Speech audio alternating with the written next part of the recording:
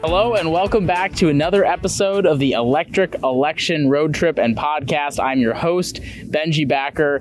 I'm also the president and founder of the Conservation Coalition, and I have the utmost pleasure of being in this beautiful area of Bayou La Batre with Mayor Downey. And Mayor, where are we, and how special is this place to you? Well, we're just about as far as you can go in Alabama without getting your feet wet. It is a little bit to the Mississippi line, but if you look at a map, we're right on the waterfront. You have the island offshore, Dauphin Island, but Bayou La Batre is right on the water, right on Portersville Bay, and then of course you'd have Mississippi Sound, but this is Portersville, and so that's where we are. Just far down. If you look at the map, just as far down as you can go in Alabama. Well, that's incredible. And Southwest. This is a restoration project. Can you tell us a little bit more about how that came to be and, what we're standing in front of right now? Well, I'm pleased to have been in office at my administration when this took place. Nature Conservancy came with their plan.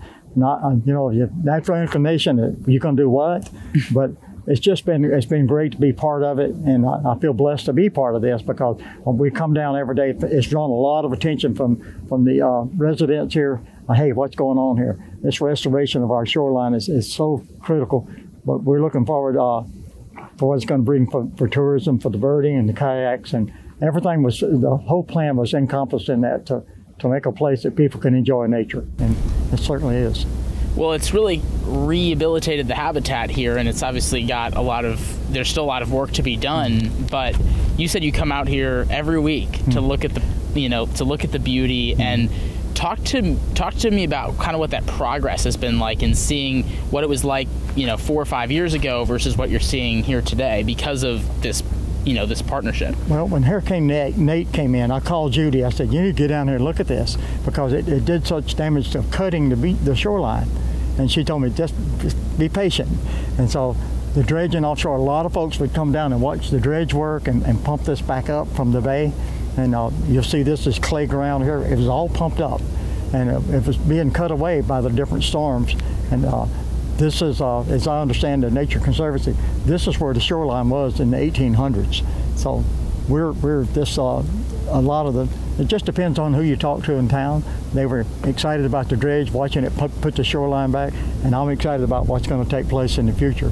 I watched the grass that they planted turning green, and the tidal creeks put in here. It's going to be a fishing mecca, and then it's going to be estuary for our small seafood, the shrimp and the crabs, and so it accomplishes a lot in nature. Well, tell us about your community and also the importance of fishing and kind of that part of the community to your city and to what this means for your city. I mean, for a lot of people watching this, they will have never heard of Bayou La Batre. Tell us about what the city is and who's represented here and what's important to them. Well, it's a diverse group. We build some of the biggest boats, fishing boats here, tugboats, shrimp boats, up to 100-foot boats. We've got that side of it, which is industry and creates the jobs there. But then we are the seafood capital of Alabama. We bring in the catch that we bring in. If you'll notice the boats going out, so we got that part of it that we're handling. If you'll buy some of our shrimp in California, it's been processed here and shipped. You'll see the big trucks going out. So seafood is really critical to us, what we do here. And then you have your tourism that came for the birding and for the actual sports fishing. Through the year, you'll see a lot of folks just, one thing Judy has complimented about, that people fish all the time here. Some of them do it for sport, some of them do it for food, So it's all those things are in there that we do here. Building, fishing, sports, there's a lot of different elements that we do that make up our town. Chiefly right now is seafood and the industry that's building these tugboats for all over the coast. It's not just here that they're able to turn them out here. Well, and for the seafood industry, how important is it to protect, this coastline, and how important is this restoration project for the long term of this community when it comes to that industry? Well, in the years to come, when this is all grown back up, as far as being a nursery for the small seafood, small shrimp, fish, it's got to start somewhere. It starts in the rivers. It starts in an estuary like this. Once this is accomplished, it makes a big difference on where the baby shrimp and the baby fish are coming from. They have to have a place to leave the egg stage and then they head out. Well, yeah, and I think obviously short term, this is a protected area that has I'm sure is somewhat controversial within the town, but long term is going to help protect this area for future generations of the seafood industry and future generations of fishing, and obviously now people can do more than just that. They can kayak, they can they can come here and see the incredible beauty that is here. The Nature Conservancy came in here as a private nonprofit and worked with the local government to make this happen. Talk to us about the partnership that was had between the Nature Conservancy, and you as mayor, and how important that private-public partnership was to making this happen. Well, it's most important that we joined hands with Nature Conservancy and took a look at what they were going to do. There hadn't been a lot of controversy on some of the tourism issues. People are tuned to the industry and they wonder how that's going to be, but it's kind of a self-evident thing. When they see what's going on here, you won't see many people that say, hey, we're not for that. Hey, we are for that. And they're overjoyed at what's going to take place here. And what they've done what they said to do. The group of scientists that put this together, when they came in my office and told me the plan, I said, hey, are you going to do what? So now you have a visual that's going on here now. At first you couldn't see it. There's a lot of steps to make with the environmentalists, with our town, with our wastewater treatment plant. We want to make sure we didn't do anything to upset that issue. So everything seems to be on track. Well, there are a lot of people who are skeptical across the country, really, and I'm sure here too, that are skeptical that environmental success and economic success can go hand in hand. How have you seen that? How have you seen economic success and environmental success going hand in hand here in this community? Well, the environmental has yet to be seen what this is going to be. And if we spoke earlier, there has to be a balance. But you're going to see folks that come and see this and see what's done. We got another project with the docks that's going to take off through the BP funds, and we're excited about that. But we're excited about what's going on here and being able to restore our shoreline and create that area where the grasses and the tidal creeks where the fish can come in and lay their eggs and have that protected environment. I don't talk to many people that's against it. People that now they see what's taking place, they're excited about it, and we're just waiting for the time for it to recoup and what's happened here. Well, and I think that's the missing link here, is that there are people who once they see the benefits in the potential for projects like these, the mind just opens up to the potential for protecting these wild spaces and to your point, bringing natural spaces back to being natural, and then it has an economic benefit long term, and obviously extends past generations of your family to future generations of your family. How does that kind of long-lasting thought process play into why this is so important? Well, if you'll notice the jetties, I think there's 1.5 miles of jetties that they put in, and you'll see the jetties coming out of the mouth of the bayou. This is critical during the storm times of storm. It doesn't have to be a hurricane. It can be a severe storm. But that washover, that's important for protecting the shoreline. And most folks, when it started, they were maybe not skeptical. They didn't know what was going to take place. And now you got this to look at. And then Judy with the Nature Conservancy and Mary Kate and Moffett Nichols, with the signage that people could look at the pictures and said, yeah, that's what's going to be there. So it's kind of, the traffic's kind of slowed up a little bit now. People are waiting and watching. But when it was going on, there'd be people down there every day, looking. Some people used it for their recreation. They'd come watch and see what was going on. Well, the elephant in the room is that there have been some really bad storms here in previous years, here in the southeastern United States. How are the local people responding to it, and what do they feel like is missing in the conversation around these disasters that are really hurting some of these communities? Well, we've lived here all our life. I'm 69 years old. I've seen a lot of hurricanes come and go, but just like in Louisiana, they have too. Our heart goes out to those folks that are hurting, because we've had Katrina in here, and we had to rebuild inside of our house. But when you live on the coast and live this close to the shoreline, it's always out there. But I hadn't heard a lot of people say, well, this is happening and we're getting these bad storms. Yeah, they seem to be more severe now with the wind and the surge, but it's part of living on the coast, and they're going to be out there. When you see the warm water, you know, the storms are going to be out there. It's part of being here.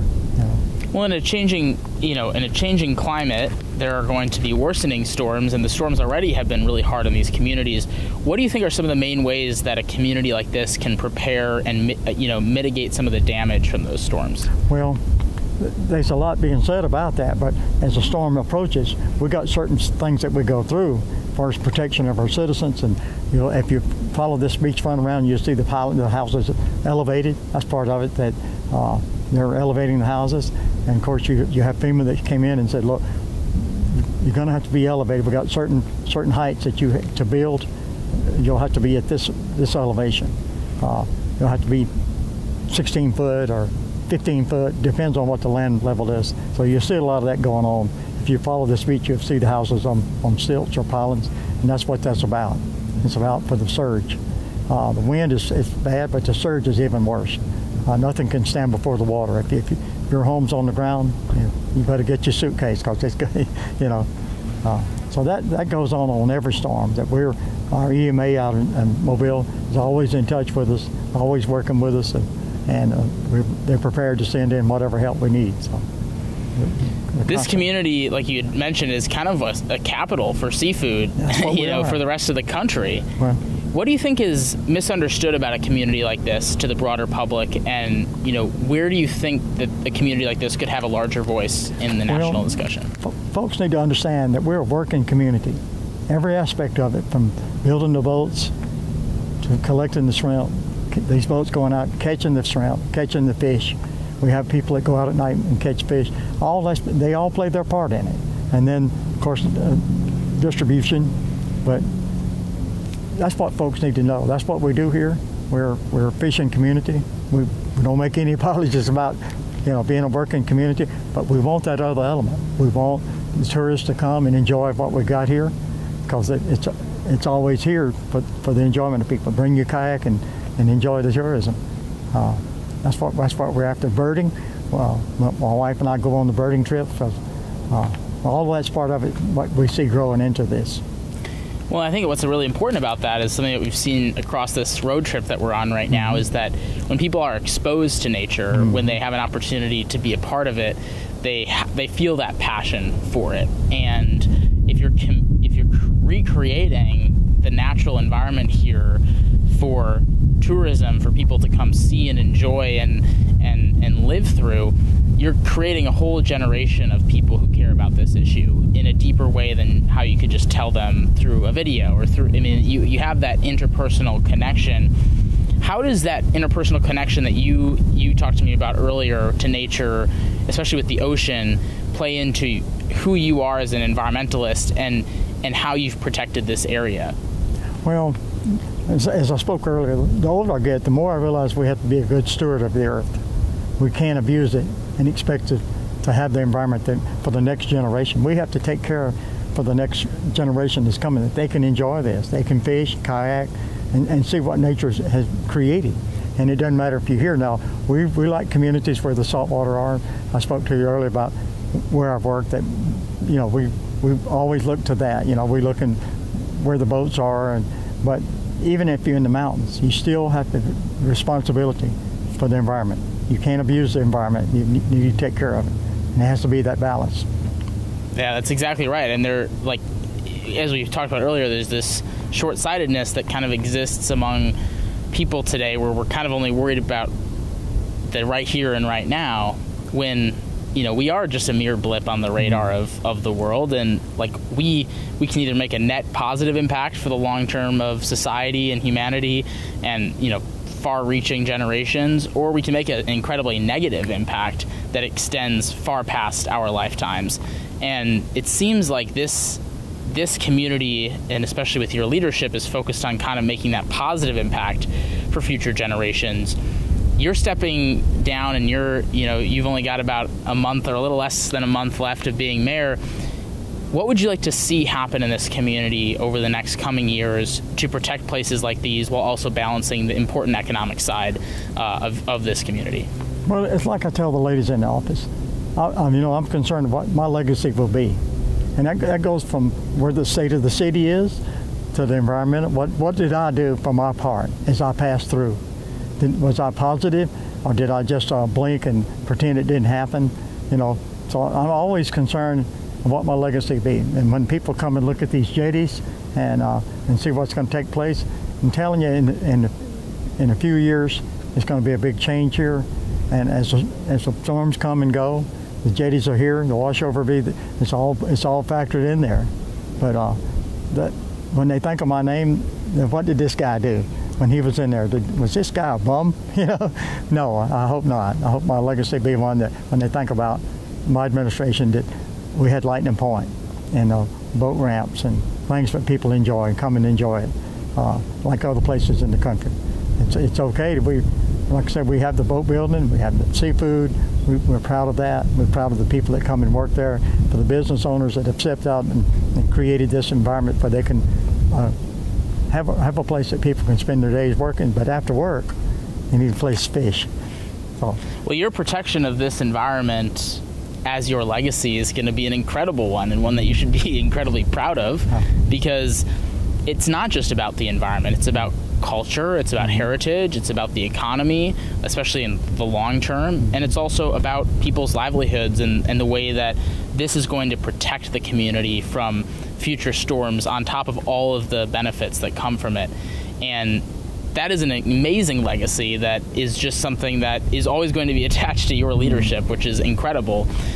We are unfortunately running out of time, and I would love to ask you, one final question. Do you have something else you want? Well, I'm just going to say it all goes hand in hand. Yeah. It's not only the environment and a place for people to come, but when you're in leadership, you look for avenues of revenue. Come on down, spend your money here, bring your kayak, bring your fishing gear. We want you here.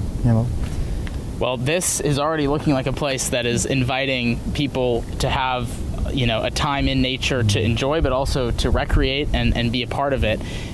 We still have about 2 weeks left of our trip across the country. We visited the Pacific Northwest, the Midwest, the Northeast, and now most of the Southeast. As we continue back to the Southwest and see some of the environmental initiatives, over in that part of the country, what do you hope we find over these next 2 weeks? I hope you get a good view of what the South is really like. We have a tremendous environment here. We have nature. We have jobs. So I would hope that you get a good snapshot of what people do for their livings. If it's catching shrimp or logging lumber. So the South's got a lot of different things that people do to earn their living and make us who we are. Well, it seems like a lot of this community oftentimes gets overshadowed on these issues of the environment when they have some of the most important stake in it, and they are fighting for it. And we talked to some foresters in the Florida Panhandle earlier this week, and now we're here, and it is amazing how eye-opening it's been to see how integral the environment is as part of these coastal communities, especially here in the South, and how we don't really hear about them enough on the national level, and yet they're the ones seeing the changing climate the fastest. They're the ones that rely the most on the health of the ecosystem for the economy, and they're the ones who are the most connected to nature. And I hope we continue to see that as we go around the South as well, because I think it's an important story to tell. But this specifically here is an important story to tell, and you've been able to do it through an amazing public-private partnership, through your leadership that was forward-thinking. And so, as an organization and for our viewers, I want to thank you, because that leadership is what provides these places for generations to come.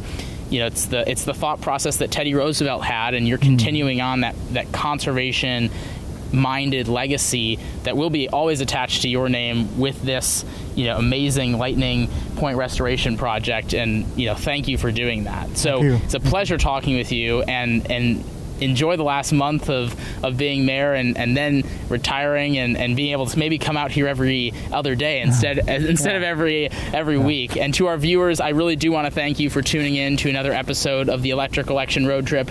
We are here in beautiful Bayou La Batre, Alabama, and we are so grateful for you tuning in to this episode of the Electric Election Road Trip, and can't wait to see you on the next one.